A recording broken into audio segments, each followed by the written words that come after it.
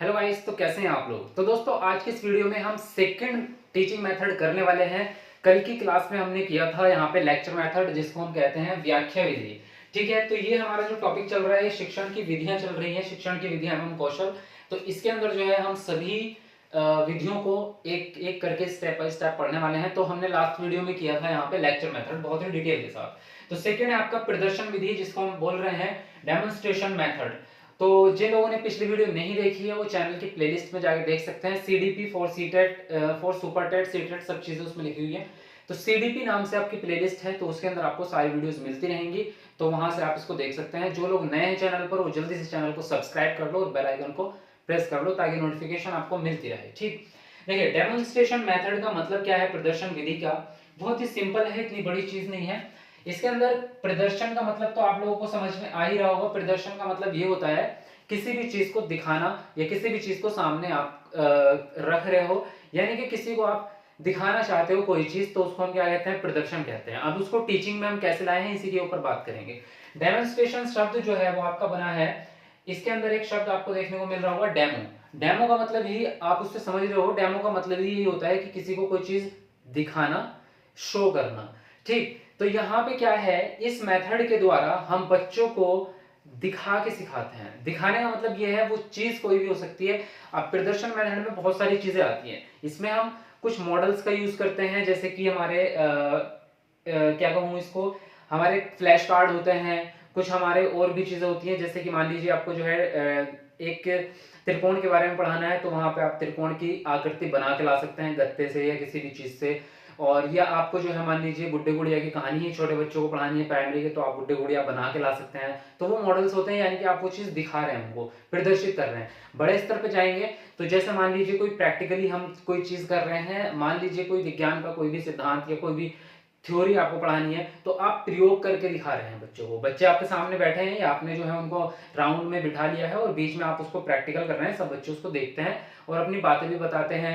बच्चे आपसे सवाल भी पूछते हैं, मतलब इसमें डिस्कशन भी होता है, इसमें अंतःक्रिया चलती रहती है, एक दूसरे से बातचीत। वो जो है टीचर और बच्चे एक दूसरे से बातचीत करते रहते हैं। टीचर जो है अपना कोई भी काम को करके दिखाता है, मतलब वो प्रदर्शित करता है कि ये कैसे है, क्या है इसके अंदर, कौन कौन सी चीजें हैं, वो सब चीजें मतलब दिखा के पढ़ाना प्रदर्शन है। किसी भी चीज को आप दिखा रहे हो बच्चों को, वो प्रदर्शन है।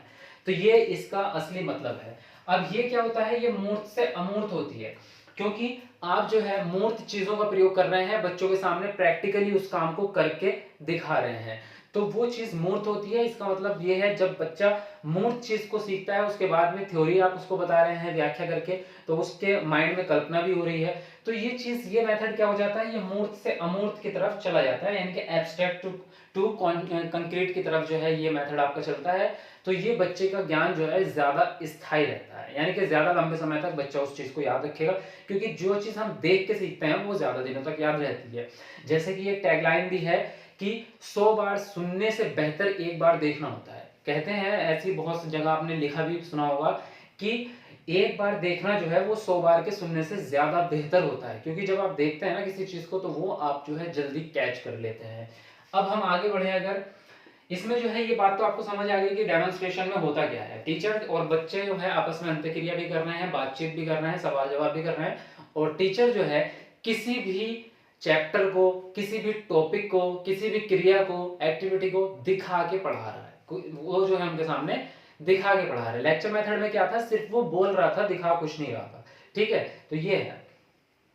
अब इसके जो है गुण क्या है, यानी कि इसके लाभ क्या है, ये हम कहें तो इससे जो है पाठ आपका रुचिकर बन जाता है। जब आपके सामने कोई भी चीज दिखाई जाती है तो वो इंटरेस्टिंग हो जाता है, बच्चे उसमें रुचि लेने लगते हैं।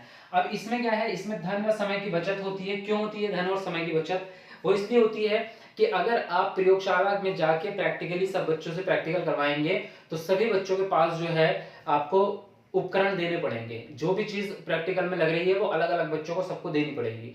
तो उसमें क्या है, उसमें खर्चा ज्यादा होगा। लेकिन डेमोन्स्ट्रेशन में क्या है, सिर्फ टीचर अपने पास उपकरण रखेगा और करके दिखाएगा, बच्चे सिर्फ देख के सीख जाएंगे, तो आपकी सारी सामग्री बच गई। तो इसलिए जो है इसमें धन की बचत हो रही है, समय की भी इसी प्रकार हो जाएगी, क्योंकि इसमें सभी बच्चे जो है एक ही साथ सीख रहे हैं। ठीक है, यहाँ पे अलग अलग जो है उनको सिखाने की जरूरत नहीं पड़ रही है। ये मूर्त है, ये बात तो आप समझ ही गए हैं। इसमें तुरंत पुनर्बलन मिलता है। पुनर्बलन का मतलब होता है कि हमें जैसे कि रिवॉर्ड मिलता है ना किसी चीज का, कि हमने ये काम किया और हमें शाबाशी मिल रही है या कोई भी चीज मिल रही है, जिसको हम प्रोत्साहन भी कह सकते हैं, आप मोटिवेशन भी कह सकते हैं, यानी कि मोटिवेशन आपको मिलता है। पुनर्बलन, रिइंफोर्समेंट इसको हम कहते हैं। तो इसमें क्या है, जैसे ही आपने कोई काम किया तो आपको तुरंत वहां से रिजल्ट दिखा, जैसे मतलब टीचर कोई करके दिखा रहा है सॉल्व यहाँ से, और उसने जो है कोई भी प्रैक्टिकल किया या कोई भी एक्टिविटी की और उसका रिजल्ट हैंड टू हैंड मिल गया, तो बच्चों को मजा आ जाता है कि वाकई में यार ये देखो रिजल्ट निकल के आ गया, मतलब हम जो है इसमें सफल हो गए। तो वो क्या है, उसमें पुनर्बलन जो है तुरंत मिल गया। अब इसकी सबसे खास बात ये है कि इसमें शिक्षक और विद्यार्थी दोनों एक्टिव रहते हैं। लेक्चर मेथड में क्या है, सिर्फ आपके टीचर एक्टिव रहते हैं, बच्चे एक्टिव नहीं होते, बच्चे पैसिव होते हैं या निष्क्रिय होते हैं। लेकिन यहाँ पे बात बढ़िया ये है कि इसमें दोनों ही एक्टिव हैं, बच्चे सवाल भी कर रहे हैं, देख भी रहे हैं, प्रश्न भी पूछ रहे हैं, और अपनी तरफ से उनके अगर कोई मन में उनके विचार है तो वो बता भी सकते हैं टीचर को, टीचर तो उनको समझा ही रहा है, तो दोनों एक्टिव हैं। ये इतने सारे इसके फायदे हैं। अब इसके नुकसान क्या है या इसमें कमियां क्या है वो देखते हैं। इसमें कमियां ये हैं कि सभी विद्यार्थियों को प्रयोग के अवसर नहीं मिल पाते, क्योंकि प्रयोग जो कर रहा है वो सिर्फ टीचर कर रहा है, बच्चे केवल देख रहे हैं, तो प्रयोग करने का मौका जो है बच्चों को नहीं मिला। ठीक, अब इसमें व्यक्तिगत विभिन्नता का कोई स्थान नहीं है। यहाँ पे व्यक्तिगत विभिन्नता का मतलब आप सब लोग जानते हैं कि सभी बच्चे जो है वो कई प्रकार से होते हैं, किसी की बुद्धि लब्धि बहुत हाई लेवल की होती है, किसी की बुद्धि लब्धि कम होती है, किसी की मीडियम होगी, किसी को देख के मजा आता है, किसी को सुन के, किसी को करके सीखने में मजा आता है। तो सभी बच्चों का लर्निंग स्टाइल, सब चीजें, क्वालिटीज अलग अलग होती हैं। लेकिन इसमें क्या है, इसमें तो सिर्फ एक ही तरीके से प्रैक्टिकल कर रहा है टीचर और सभी को वही देखना है। अब वो किन बच्चों की समझ में आ रहा है, किन बच्चों को उसमें रुचि आ रही है, उन सब चीजों से कोई मतलब नहीं रह जाता वहां पे। तो इसमें होता यह है कि जो इंटेलिजेंट बच्चे हैं या उच्च स्तर के बच्चे हैं उनकी समझ में तो आसानी से आ जाता है, जो मंद बुद्धि है, कम स्तर के बच्चे हैं उनकी समझ में वो चीज नहीं आती है। अब वो उसको बार बार करके दिखाएगा नहीं उनको भी, तो इसमें जो है ये कमी रह जाती है कि इसमें व्यक्तिगत विभिन्नता का कोई मतलब नहीं रह जाता, उसके हिसाब से बच्चों को नहीं पढ़ा रहे हैं। दूसरी बात यह है कि ये शिक्षक केंद्रित है, क्योंकि इसमें ज्यादा एक्टिव टीचर है, क्योंकि प्रैक्टिकल कौन कर रहा है, एक्टिविटी कौन कर रहा है, टीचर, सामान कौन दिखा रहा है, टीचर। तो बच्चे इसमें कम एक्टिव हैं, टीचर ज्यादा एक्टिव है, इसलिए ये शिक्षक केंद्रित है।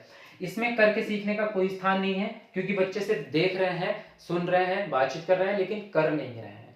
जो एक्टिविटी है, जो भी प्रैक्टिकल है वो टीचर कर रहा है, बच्चे इसमें नहीं कर रहे हैं। ठीक है, अब इन चीजों को, अब इसका अगर हम प्रयोग करें अपनी कक्षा में पढ़ाने के लिए तो किन चीजों का हमें ध्यान रखना होगा ताकि हमारी ये विधि जो है वो सफल हो। तो उन चीजों में हमें बहुत सारी चीजों का ध्यान ये रखना होगा कि जो भी टॉपिक आप पढ़ाने जा रहे हैं, जो भी एक्टिविटी, उसका उपकरण जो है, ये जो भी साधन आप यूज करने वाले हैं, जो भी आप, तो वो सभी आपके पास पर्याप्त होने चाहिए। ऐसा नहीं है कि आपके पास एक चीज है दूसरी चीज है नहीं और आप जो है चले गए। मान लीजिए मैं पढ़ाने आ गया, मेरे पास व्हाइट बोर्ड तो था लेकिन मार्कर तो था ही नहीं, तो मेरा काम तो अधूरा रह जाएगा ना। तो सभी चीजें पर्याप्त होनी चाहिए। दूसरी चीज, बच्चों के लिए इंटरेस्टिंग आप उसको कैसे बना सकते हैं, इस चीज का आपको ध्यान रखना पड़ेगा। बच्चों का स्तर क्या है, उस चीज का आपको ध्यान रखना पड़ेगा। तो बहुत सारी चीजें ऐसी होती हैं जिनका अगर आप ध्यान रखेंगे तो आप इस विधि को यूज करके सफल शिक्षण आप कर सकते हैं। ठीक है, केवल इसी मेथड से आप पूरे सिलेबस को कंप्लीट नहीं करा सकते, इसका एक ये भी दोष है। पूरे सिलेबस को आप एक मेथड से, इसी मेथड से नहीं करा सकते। मैं तो बल्कि यूं कहता हूं कि आप किसी भी एक मेथड से पढ़ाई नहीं करा सकते, टीचिंग नहीं करा सकते। आपको 2, 3 या 4, 5 मेथड्स को एक साथ यूज करना पड़ता ही है। मान लीजिए आप अगर इसकी बात करें तो इसमें लेक्चर मेथड भी यूज करना पड़ सकता है आपको, इसमें आपको समस्या समाधान मेथड भी यूज करना पड़ सकता है, बीच बीच में सहायक विधि जिसको हम कहते हैं, तो सहायक विधि के रूप में दूसरी विधियों को भी हम इसमें ऐड कर लेते हैं, तब हमारा शिक्षण सफल होता है। अब जो नेक्स्ट विधि है हमारी तीसरी, वो ये है कि व्याख्या प्रदर्शन विधि, यानी कि लेक्चर डेमोन्स्ट्रेशन मेथड। इसमें क्या है, इसमें कुछ नहीं है। जब हम लेक्चर मेथड को और डेमोन्स्ट्रेशन मेथड को दोनों को एक साथ मर्ज कर लेते हैं तो हमारा बन जाता है लेक्चर डेमोन्स्ट्रेशन मेथड। यानी कि पहले आपने उसको करके दिखा दिया, उसके बाद में आपने उसको लेक्चर दे दिया, या पहले लेक्चर दिया उस टॉपिक के बारे में, उसके बाद में आपने उसको दिखा दिया, या फिर दिखाते दिखाते बीच बीच में लेक्चर देते हैं। बस इतना ही है इसमें, और कुछ नहीं है। बल्कि यह है कि दोनों को अगर आप एक साथ यूज करते हैं, यानी कि इस थर्ड वाली विधि को अगर यूज करेंगे तो वो इन दोनों को अलग अलग यूज करने से ज्यादा बेहतर होगी, क्योंकि इसमें जो है ज्यादा चीजें एक साथ आप बच्चे को समझा पाएंगे। क्लियर है इतनी चीज। अब नेक्स्ट जो होगी वो आपकी होगी नेक्स्ट वीडियो में, तो वीडियो को लाइक शेयर जरूर करें। जिन लोगों को नोट्स लेने होंगे इस नंबर पे व्हाट्सएप मैसेज कर सकता है 8532855503, वहां पे आपको नोट्स मिल जाएंगे। ठीक है, तो चैनल को सब्सक्राइब करके जाना, और सोशल मीडिया लिंक यानी कि इंस्टाग्राम, टेलीग्राम वगैरह के लिंक जो है वो वीडियो के डिस्क्रिप्शन में दिए हुए हैं, वहां से जाके आप हमें फॉलो कर सकते हैं। ठीक है, मिलते हैं आपको नेक्स्ट वीडियो में, तब तक के लिए बाय बाय, टेक केयर।